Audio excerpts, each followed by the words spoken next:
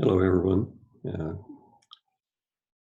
we're going to continue here our study of the Gospel of Mark with the second part of the introduction. And if you'll remember from the introduction in the first video, um, we talked about the dates of the events in the Gospel of Mark and concluded that they began in probably spring of 29 AD, when John the Baptist began his ministry, with Jesus being baptized late summer, early fall, 29 AD. And then conclude with the crucifixion and resurrection of Jesus, probably in 33 AD. So if you have questions about those dates, you can take another look at the first video. So what I want to talk about today are the authors of Mark. And to do that, let me share my screen and start our PowerPoint presentation.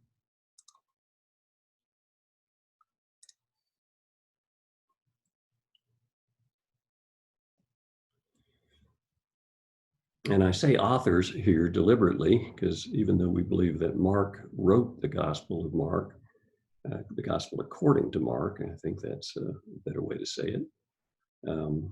Peter was the primary source of the information. And as we'll see as we go through this, most of the material in Mark is actually a transcription of Peter's teaching. So it's not a silly question to say who wrote the Gospel of Mark. You might think, well, that's the name of the Gospel. Why don't we talk about who wrote it? But the Gospel according to Mark is actually anonymous, like all four of the Gospels. And it's been observed that the Gospels are not like any other ancient documents, pieces of literature. They are closer to biographies than they are to anything else. And it's not common in the ancient biographies in Greece and Rome for the author not to be identified, but none of our four Gospels identify the author. C.S. Lewis, in commenting on this, made the observation that one of the things that first attracted him to the Gospels was that they weren't like any other ancient literature. And if you don't know this, C.S. Lewis was actually a professor of ancient literature. His specialty was medieval literature, but he was familiar with the literature of ancient Greece and Rome. And the Gospel stood out to him as not being like anything else. He made the observation that they especially weren't anything like legends or myths, that they were more like biographies than anything else. But it's also been noted that even comparing them to other biographies of the time, they're much more matter of fact, much more just give me the facts, ma'am, than the typical exaggerated biographies that were often commissioned. But those biographies normally had the name of the biographer on them. But our Gospels are anonymous. And we don't really know why they're anonymous. But I think a good possible explanation is that all four of our Gospels were based largely on multiple independent sources. If you can remember when we looked at Luke 1 before, Luke says that he had written his Gospel in light of the fact that many had undertaken to record the events that had occurred in their midst. And he says many had undertaken to compile compilations. So you would think many would be more than three. Whether or not our canonical Gospels of Mark and Matthew or what are being referred to or Luke, and by Luke we don't know. We do think that John was written later than Luke. And so many would seem to be more than even just Matthew and Mark. So there might have been multiple independent sources, many of them which had already been reduced to writing at the time that Luke was writing. And Luke is probably writing the Gospel of Luke in the mid to late 50s, 50 AD, before Paul's imprisonment in Rome. Now, even though the Gospel according to Mark is anonymous, we really have great confidence that it was written by a disciple of John Mark. He was not a disciple of Jesus, but he was a companion of both Peter and Paul. And the earliest evidence we have for this is a quote from Papias, who is reported to have been a disciple of the Apostle John, who Papias called the elder. And this quote from Papias is preserved in writings from one of the early church fathers, Eusebius. And this is the essence of Eusebius's quote. What did the elder say about Mark? He said that Mark wrote it, even though he was not a disciple of Jesus during Jesus's ministry, and he wasn't an eyewitness himself, but he accompanied the Apostle Peter, and Mark listened to Peter's preaching. So he based his gospel on eyewitness accounts so Mark based his gospel on Peter's eyewitness accounts in Peter's spoken ministry. Papias says that Mark did not write his gospel in strict orderly sequence or in consecutive order, but he accurately recorded what Peter remembered of Jesus's words and deeds. Now, what Papias meant by orderly sequence or consecutive order is not clear, but we do know that when Luke introduces his gospel, he says that he wanted to provide an account in consecutive order. Part of what's confusing about this is Luke doesn't really change the sequence from Mark. So I think that probably what Papias meant when he said that Mark didn't write in orderly sequence is that he didn't write his remembrances of Peter's preaching in the same order that Peter delivered them. In other words, Mark rearranged them in order to fit the chronological sequence that we see duplicated in, to a large extent, in Matthew and Luke. Matthew differs in the chronological sequence more from Mark than Luke does, but it's clear that Matthew is rearranging events to make it clear that Jesus fulfilled the Old Testament prophecies about the coming of the Messiah. So Papias said Mark considered himself to be an interpreter of Peter's content. And this probably meant that Mark recorded the teachings for the church, but not necessarily verbatim. In other words, he acted as an editor. But Papias said that the elder, who we believe is the Apostle John, said that Mark's account was wholly reliable. So part of what's exciting about studying the Gospel of Mark is that we have, to a large extent, an edited transcription of Peter's remembrances of the 3.5 years that he spent following Jesus around Judea and Galilee. And there's a lot of other evidence that John Mark wrote the Gospel of Mark. There's a collection of the Gospels called the that contains a document called the Anti-Marcionite Prologue to Mark.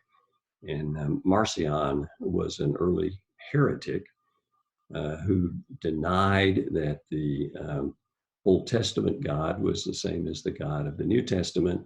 He was a Gnostic. He had his own version of the Gospels. He thought that we should just read the New Testament letters that came from the Apostle Paul. And so Marcion had his own cut up version of the New Testament where he chopped out everybody but Paul, and then chopped out from Paul the parts he didn't like. And so the introduction to the prologue to the Gospel of Mark, written in 160 to 180 AD, asserts that this is Mark's record of Peter's testimony, and that Mark received his information from Peter and wrote his gospel after Peter had died. Irenaeus also says that his information was that Mark wrote after Peter and Paul had died. This is repeated by multiple other early church fathers.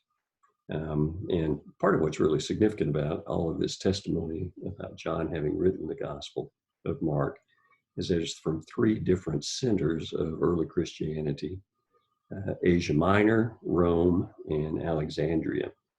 So they're not separate testimonies, they're not separate attributions, but we have three independent testimonies about who wrote the Gospel of Mark, and they all attribute it to John Mark. And significantly, there's no contrary testimony, so there's not any really good reason to doubt that John Mark wrote the Gospel of Mark and that John recorded what he remembered of Peter. So who was John Mark? And it turns out John Mark is mentioned frequently in the New Testament. A lot of mentions in the book of Acts. And the first time we have a mention of Mark is in Acts chapter 12, after Peter escaped Herod's prison. Remember, the angel freed Peter from Herod's prison. And once Peter realized that he was actually out of jail and not just having a vision, he went to Mary's house where the church was meeting. And this is the Mary who is the mother of John Mark. So Luke goes out of his way to note that Peter escaped from Herod's prison and went to Mary's house. And this is the Mary who's the mother of John Mark. So Luke takes time to make a note about whose house it was. So he brings John Mark into the narrative in Acts early. Next time we have John Mark mentioned is again in chapter 12 of Acts in verse 25. And Luke notes that after Paul and Barnabas had gone to Jerusalem from Antioch in Syria to deliver a gift to the church at Jerusalem from Antioch, that when they returned to Antioch, they took John Mark with them. So once again, we have this notice about John Mark. And then in chapter 13, we have the story about John Mark going with Paul and Barnabas on the first missionary journey after the Holy Spirit indicated to the church at Antioch that they were to send out Paul and Barnabas to take the gospel to Cyprus and then to South Central Asia Minor. And Mark is called a helper. What exactly did he help with? Part of the speculation is that John Mark was being used to train new disciples. So we kind of had an intro to Christianity series that he taught. So he might have already at this time, back at the very beginning of the church in the New Testament, been telling people the story of Jesus. And he might have gotten much of this from Peter. In Acts 15, we have the story about Paul and Barnabas splitting over the decision about whether to take John Mark on the second missionary journey. And you'll remember from chapter 13 that this is because John Mark had left the first missionary journey basically in the middle of the trip. And we're never told why John Mark left. So whatever reason it was, Luke didn't think it was necessary to tell us. And there's a lot of speculation about why Luke spends so much time talking about John Mark in these 3 chapters of Acts. And we don't know for sure, but it's quite possible that he was mentioning Mark so frequently and so early in order to put his stamp of approval on the gospel that he knew that Mark was preparing. Now, Mark doesn't disappear from the New Testament after Acts 15. And he appears in surprisingly different and widespread places. Um, if we look in the letter of Paul to the Colossians, when Paul sends his letter to the Colossians, he says, Mark sends his greeting, and he also says, if Mark visits you, be sure to welcome him and help him on his way. What's interesting about this is that Paul, we believe, was in prison in Rome at the time, and this is probably somewhere between 60 and 63 AD. And so sometime in between the split that occurred in Acts 15 between Paul and John Mark, Mark has rejoined Paul, is now with him in prison, but is known to the church at Colossae. Yeah, he's actually called Barnabas's cousin, Mark. And there's expectation that Mark may visit Colossae in what we call southern Turkey today. So I think it's interesting that he is not only connected with Paul in Rome, but Paul trusts him to send him independently to Colossae, possibly to help with dealing with the heresy that had developed at Colossae through the development of syncretism between the folk magic in that area and Christianity. About the same time, probably sent with the same letter, we have the letter to Philemon. And once again, it's interesting. Paul says Mark sends his greetings. So how Mark, who is with Paul in Rome, has become known to Philemon, who was living in the area of Colossae, which is about 100 miles east of Ephesus, where we know Paul ministered, is completely unknown. But it does kind of suggest, once again, that Mark may have had a ministry in teaching Paul's disciples. So Mark may have had a responsibility in giving new believers history lessons on how we got the gospel and the story of Jesus. So Mark may have well been an early recorder and teacher of what we call the Gospels. Now, after Paul had been released from prison and then rearrested, and he's now taken back to Rome, where he's eventually martyred, he writes a letter to Timothy, and we call that letter 2 Timothy. And he says to Timothy to hurry and try to come to see him in Rome before winter. And he makes a specific request of Timothy to bring Mark, for he's useful to me for service.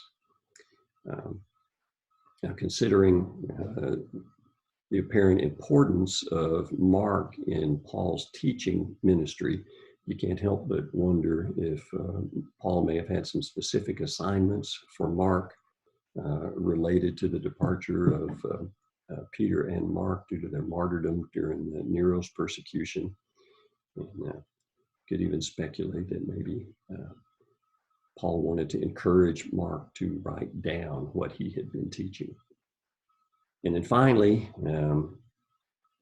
last mention we have of Mark is in 1 Peter 5:13, where when Peter sends his first letter to the churches of northern Asia Minor, and I'll show you a map of that here on the next slide, he sends greetings from my son Mark. So I think this is very interesting. Where's this? I want to look at this. Is the map of Asia Minor from the time of Peter. And so Peter addresses the churches in Asia, Bithynia, Pontus, Galatia, Cappadocia, Lycia, Pamphylia. So this is basically all of Asia Minor. And they seem to know Mark. And so Mark apparently had I would speculate that Mark had a significant teaching ministry in this area so that these people were well known. Mark was well known to these people. All right. Now, let's talk about Simon Peter. And part of what's exciting about studying the Gospel of Mark is that the story is told from the point of view of Simon Peter.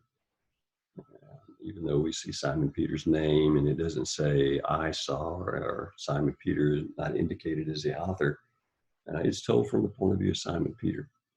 And so let's talk a little bit about Peter.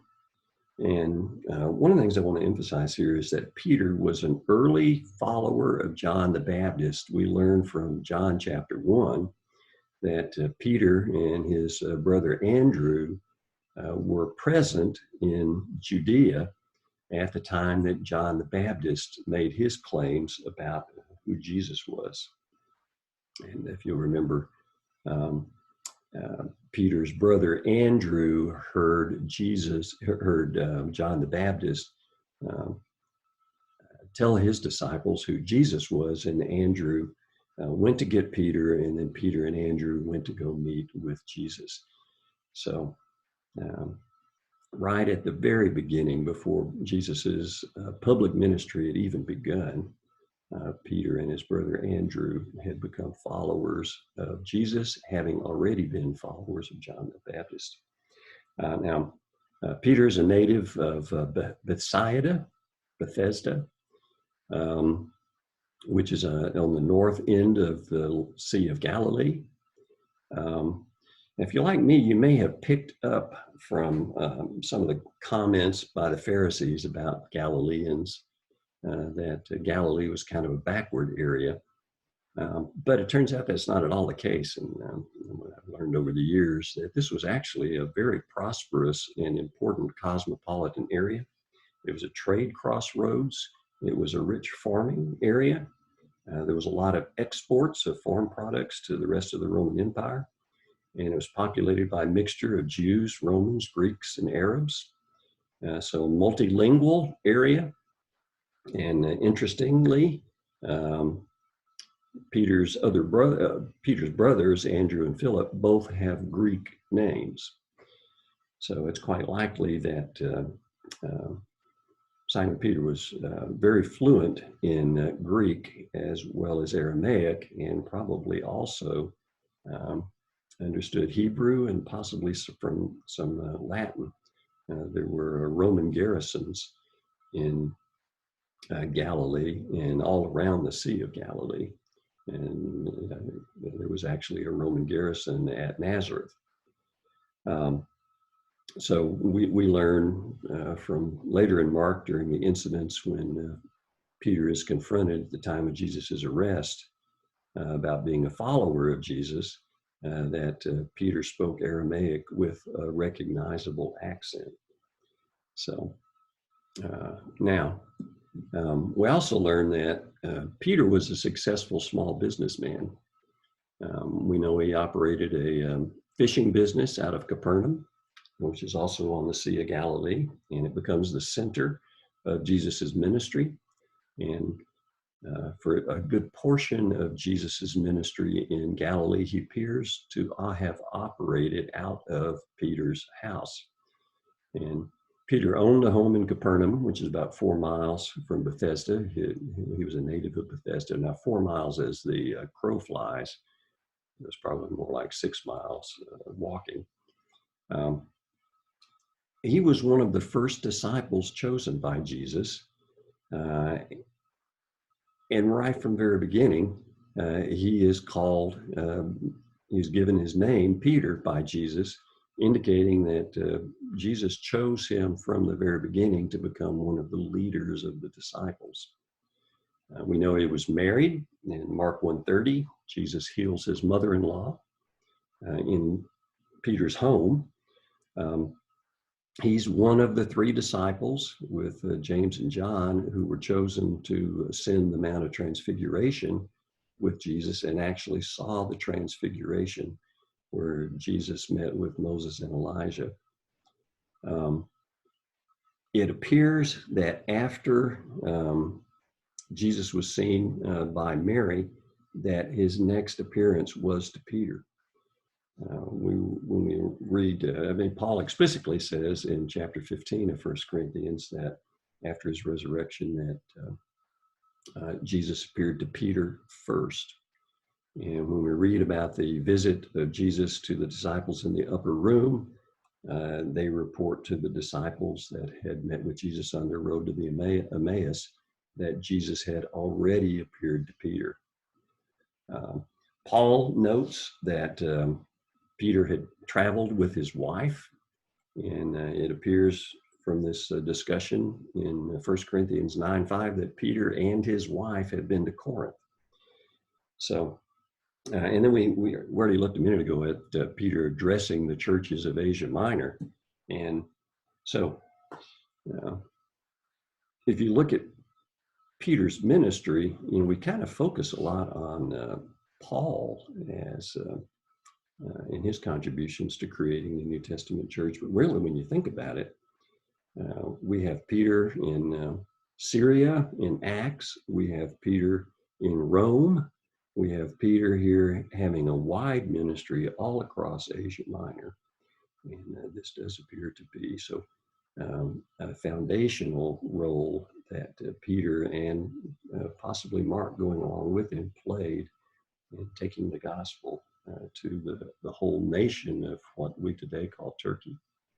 So it's a pretty remarkable record, especially when you remember that according to tradition anyway, Peter ended his life in Rome. So it's easy to underestimate Peter.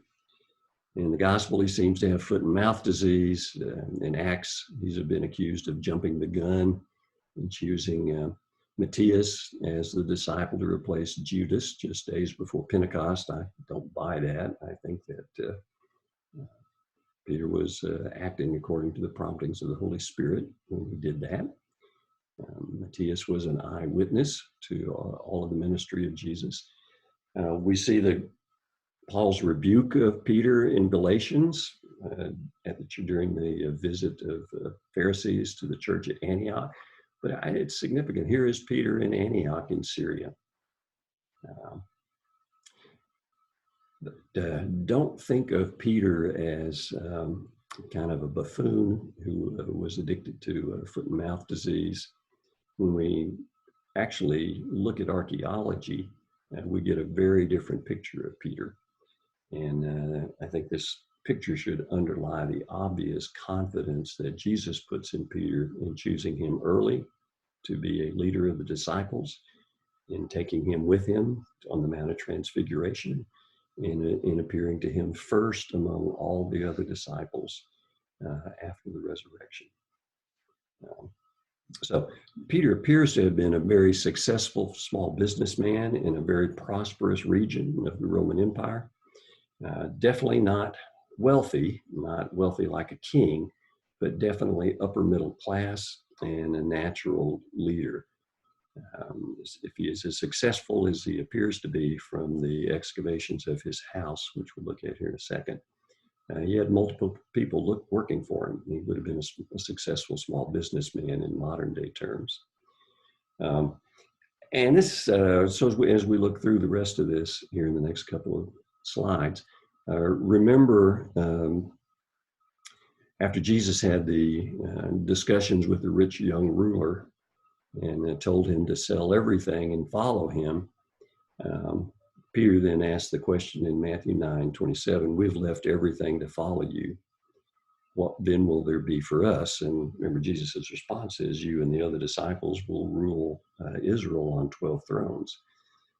But keep in mind when Peter says, "We have left everything to follow you," all that entails here as we look at Peter's house in the next couple of slides. So this is a drawing of the Sea of Galilee in northern Israel, and at the northern limits of modern Israel. And here's Bethsaida, which was Peter's hometown. Here's Capernaum, where Peter had his fishing business. I guess it's about 1.6 miles as the crow flies, probably about 4 miles by foot. Sea of Galilee is about 13 miles long, 8 miles wide. So you could plop Norman right down here in the middle of the Sea of Galilee and still have plenty of room left over. About 33 miles around. Um, Metropolitan area, cosmopolitan area. Galilee is a area occupied by Jews, Greeks, Romans, and Arabs. Samaria is, of course, the region occupied by a mixture, by descendants of intermarriage between Jews and Arabs. Gaulanitis and Decapolis are Gentile areas. So if you see Gaulanitis and Decapolis share the coastline of the Sea of Galilee with Galilee. And Bethesda up here, there's actually two proposed locations for Bethesda, one on the east side of the Sea of Galilee and one on the west side. And there may have actually been two Bethsaidas, kind of an East Bethsaida and a West Bethsaida, or maybe a Bethsaida and a new Bethsaida.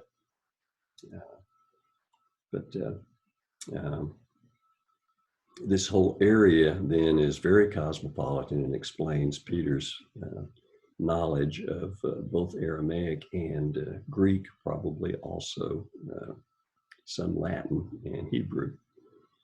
Now here's a picture of the of Capernaum, where Peter's house was located. This is an aerial picture.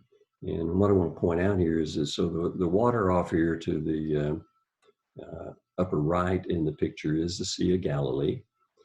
Down here right by the coast is a Franciscan church. And this is over the ruins of Peter's house. There's also the ruins of a 4th century Jewish synagogue built on top of the foundation of the old 1st century Jewish synagogue. So this would have been, when we read in Matthew, Mark, and Luke, and John about Jesus teaching in the synagogue at Capernaum, this would have been where Jesus taught. And then just about a half a block away, you would have had Peter's house down by the shoreline.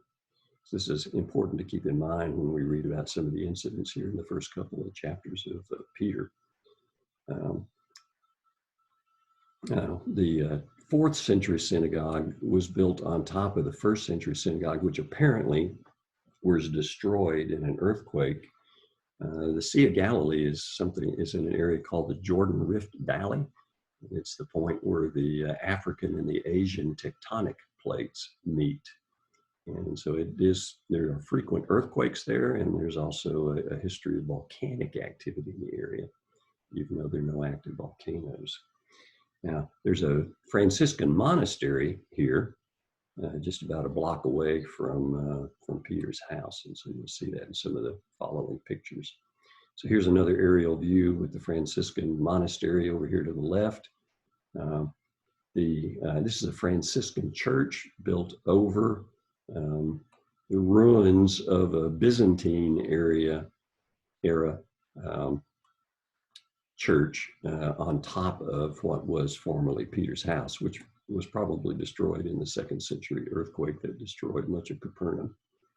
And here is the 4th century synagogue built on top of the foundation of the 1st century synagogue destroyed in the earthquake. So this is an artist's reconstruction with the synagogue over here in the upper left, Peter's house in the middle, the Sea of Galilee over here on the right, and lower right, and Peter's house down by the coast with docks for fishing boats to come in. And Josephus tells us there were 300 or 400 fishing boats that operated on the Sea of Galilee in the 1st century. So this was probably quite a busy area, and the fishing trade was apparently a booming business. So this would have been a view from out Peter's back door, looking from Capernaum back toward Bethsaida. So this area across the lake here, like I said, about 2 miles away, is where the Jordan River enters the north end of the Sea of Galilee. Here's an artist's reconstruction of a boat approaching Capernaum from the west along the coastline, and this would have been Peter's house down by the shore. You can see it down here with a fishing boat by it, and then the synagogue over here to the left of Peter's house. So prime real estate where Peter was located. This is an aerial view of the 4th century synagogue, and this area to the lower left would have been where the teaching occurred. And so when we read about Jesus teaching in the synagogue at Capernaum, the teacher would have stood up at the far end of the auditorium here. The leaders, community leaders, synagogue leaders would have been up here at the front, and then the common people kind of back here at the back. And the normal procedure was for the teacher to stand up at the front and teach, and then carry out a discussion with the elders in the synagogue at the front, and the audience in the back could listen. Now this was all men down on the first floor. I'll show you where the women were in a second. This is a aerial view. This is the area we were just looking at from the ruins of the 4th century synagogue that have been excavated.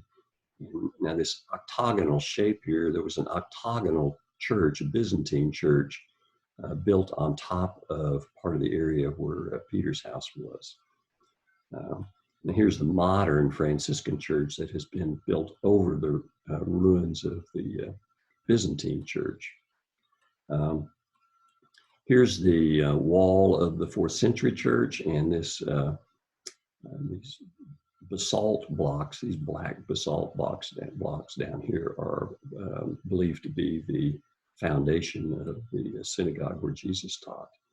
So this is a floor plan of the Capernaum synagogue, and this central area is the area I showed you the picture of just a minute ago, where the teaching occurred, and probably the teacher would have been up here at the front of the church, the elders seated around them, would there be teaching and then discussion of the teaching.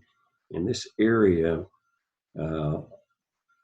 around the edges is actually a balcony area, and that's where the women were with the children. This is a courtyard over to the right. So here we have a cutaway version of a typical 1st century synagogue. You see the teaching area up here at the front, the balcony for the women and children, and then the courtyard on the outside. Notice how few windows there are. So you assume that these windows would have been open and the doors open to provide ventilation, but a lot of the light would have had to come from the lamps. This is a view of the modern Franciscan church. You can see the ruins of the octagonal church down here. But notice how the Franciscan church is elevated so that it doesn't actually destroy the ruins of either Peter's house or the octagonal church, the Byzantine church, but actually just protects them from the elements. So here's a picture down, and you can see the ruins of the Byzantine church, and you're able to go down into the ruins here. So this is a reconstruction of the site where we can see the 4th century synagogue here built over the 1st century synagogue. And then there's some buildings here in between the synagogue and Peter's house. So this area down here is Peter's house. And then you have the octagonal Byzantine church on top of it. So this is a picture of the church on the ruins of the church that's on top of Peter's house. This is a reconstruction of the floor plan of Peter's house. And assuming this was a typical construction from the 1st century, here's the main entrance, which is facing toward the synagogue. There's a courtyard here, and an oven was discovered in the corner of the courtyard here. This is probably where the cooking occurred to feed the household. So notice all the rooms in the house open toward the courtyard. This is a typical construction. This large room here There's evidence that this room was a special place, that people visited it, and so speculated that this venerated room, as it's called here, was the room that Jesus stayed in when Jesus stayed at Peter's house. Now, over here to the right, you notice there are doors opening. This is probably a fenced area, and so this probably was a storage room. And then there would have been equipment related to the fishing business as well as household supplies over here on the right. There's another reconstruction. You can see the fenced area, the venerated room, or sometimes called Jesus's room, the main entrance, and then the cooking area down here in the corner of the courtyard. And this whole area is about 6,000 square feet, including this fenced area out behind. So it's not a small space. This is an artist's reconstruction of a typical first century home in Capernaum. You can see the Jordan River coming into the north up here. Notice there are areas on the roof with external stairs, few windows and small doors. So, and notice here the boat being built or repaired out here on the outside, fish being dried on the roof. Now, in the 1980s, when there was a drought in Galilee, a boat was discovered in the mud near shore, and it was excavated very, very carefully. It took a long time to excavate it and then preserve. And it turns out that this boat was a first century Galilean fishing boat. And so there is a museum in Capernaum that contains the recovered remains of this fishing boat. It's sometimes called the Jesus boat. Here's a picture of it in the museum. This is a reconstruction of the boat based upon an analysis of these remains. And you can see the single mast here. And this has also been matched up with mosaics showing boats on the Lake of Galilee from the first century. This appears to be a pretty accurate reconstruction. We have good reason to believe this is an accurate reconstruction. So here's some models of the boat. And then you can see up here in the upper right, there are five men working the fishing boat. It has oars as well as a sail. And you could have easily put 10 or 12 people into this boat. When we read about Jesus sleeping in the stern of the boat, then he's probably up here. There's a deeper well here in the middle where they could put the fish. Notice how big these boats were. Here's a comparison of the 26-foot long boat that was recovered from the Sea of Galilee to a cargo truck and a school bus. So if Peter operated several of these things out of his business, then he would have employed somewhere on the order of 30 or 40 people. So this was he was quite a successful small businessman.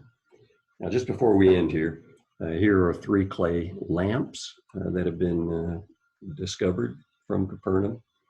And so when you read about the lamps, and Jesus talks about the lamps, you would put oil in the large hole here and then put a strip of cloth in the small hole, and that strip of cloth would act as a wick.